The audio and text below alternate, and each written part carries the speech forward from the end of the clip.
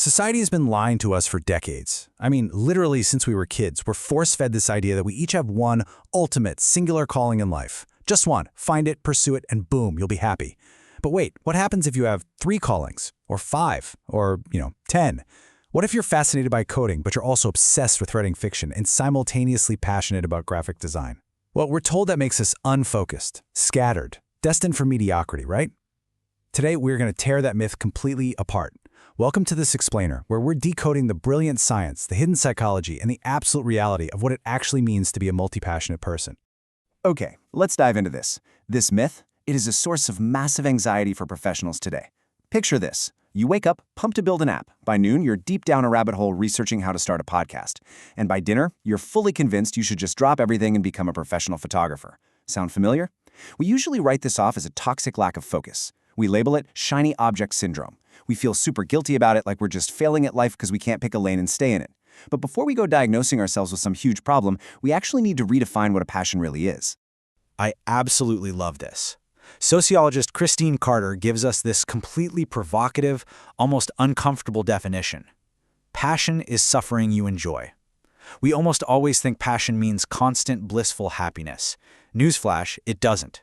If you love programming, passion isn't just that quick thrill of a launched app. It's the willingness to sit in a dark room at 3 a.m., eyes burning, back aching, hunting down one single bug in thousands of lines of code, and fundamentally refusing to quit until it's fixed. If you aren't willing to endure the painful, frustrating grind of a specific pursuit, well, you don't actually have a passion for it. You just have a passing interest. So why are we suddenly so paralyzed by this today? Simple. The rules of survival have completely flipped on us. Back in the 1800s, life was crazy simple. If your dad was a blacksmith, guess what? You were going to be a blacksmith. End of story. Fast forward in the 1950s, we hit the industrial era of the single career path. You get a job, you stay for 40 years, and you retire with a little gold watch. People just work to survive and pay the bills. But today, we live in the age of infinite choice. Thanks to modern capitalism and the open information economy, we have literally a million paths sitting right in front of us. And more importantly, we now expect our work to be deeply emotionally fulfilling. That expectation, mashed up with infinite options, creates a genuinely paralyzing modern pressure. Which brings us to Section 1, the multi-passion trap. Let's get right into it.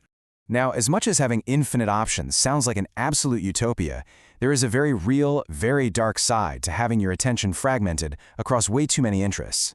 We really have to confront this honestly if we want to succeed. There are 3 painful pitfalls here. First up is the jack-of-all-trades illusion. Let's say you learn coding on Saturday, motion graphics on Sunday, and try to write a novel on Monday. Sure, you're getting a great surface-level education, but you have 0 actual mastery. And here's the brutal truth. The market absolutely refuses to pay for unpolished, surface-level skills. Society pays for the sharpened blade. It pays the professional who has sat down and honed one specific skill until it cuts through a problem perfectly. The second pitfall is what we call candy store paralysis. Just imagine walking into a candy shop that sells exactly 2 flavors. You pick one, you pay, you leave happy. Boom, takes 5 seconds. Now, imagine walking into a shop with 50 distinct, incredible flavors. Suddenly, you're overwhelmed. You're terrified of making the wrong choice. This is decision fatigue in action. When someone has 50 things they could potentially do, they often get so mentally exhausted just trying to pick the perfect one that they end up doing absolutely nothing at all. And this brilliantly illustrates the third pitfall, the honeymoon trap, which is totally driven by the Dunning-Kruger effect. Look, when you start a new hobby, it's thrilling, right?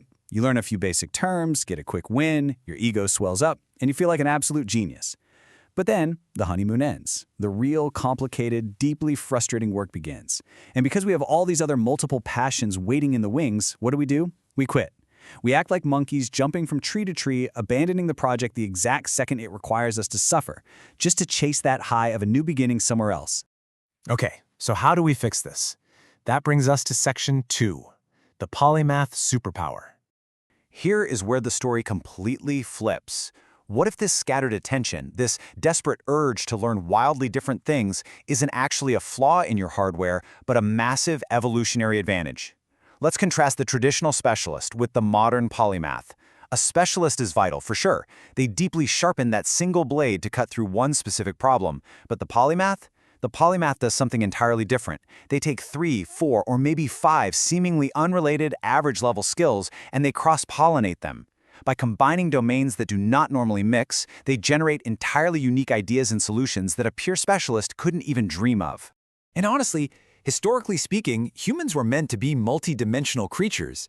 Take a look at Benjamin Franklin. He wasn't just one thing.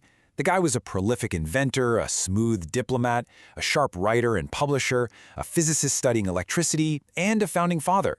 He merged the worlds of creative writing, hardcore science, and high-stakes politics. This wasn't a distraction for him. This huge, diverse portfolio of interests actually built a wholly unique, formidable mind. Now, what's really interesting is how this plays out in modern business. Steve Jobs notoriously dropped out of his required college classes and started just dropping in on a totally random calligraphy class. It had absolutely zero practical application to his life at the time. He just really loved fonts. But years later, when he was building the first Macintosh, that random passion resurfaced. He insisted on beautiful typography. It didn't change the computer's functional computing power at all, but it completely changed how it felt to use it. That single cross-pollination of tech and art became the core of Apple's iconic, multi-trillion-dollar design philosophy. Which brings us right into Section 3, Hobbies versus Paychecks.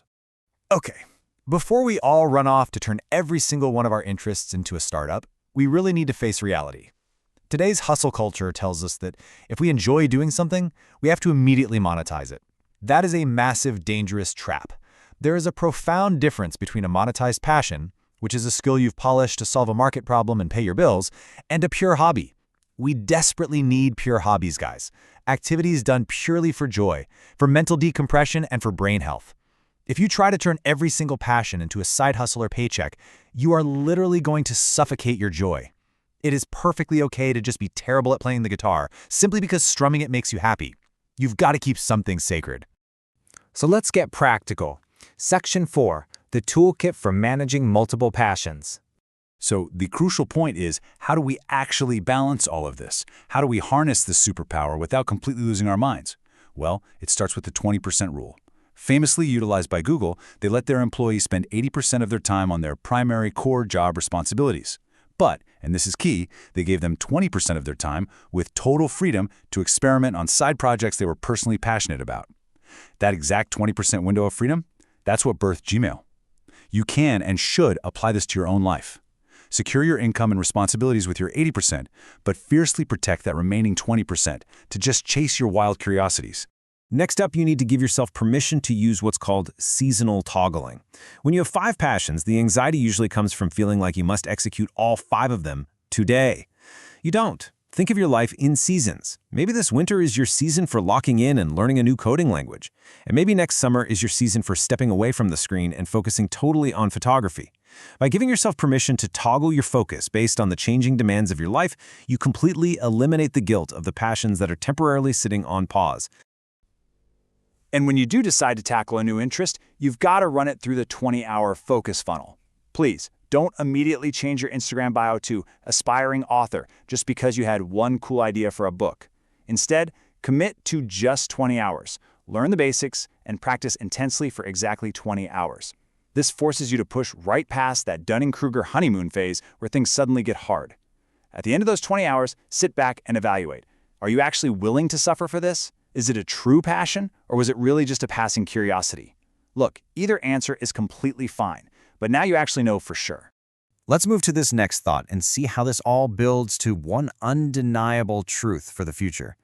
The illiterate of the 21st century will not be those who cannot read and write, but those who cannot learn, unlearn, and relearn. Your brain is a muscle. If you just do one exact thing your entire life, that muscle is going to atrophy.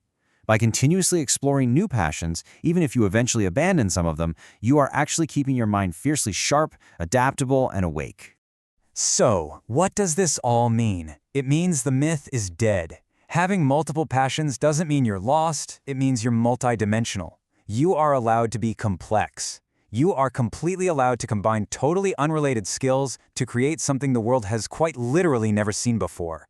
The only real rule is that you must push past the easy part and you must forgive yourself for not doing everything all at once. So look at that giant list of crazy ideas you've been putting off, pick just one.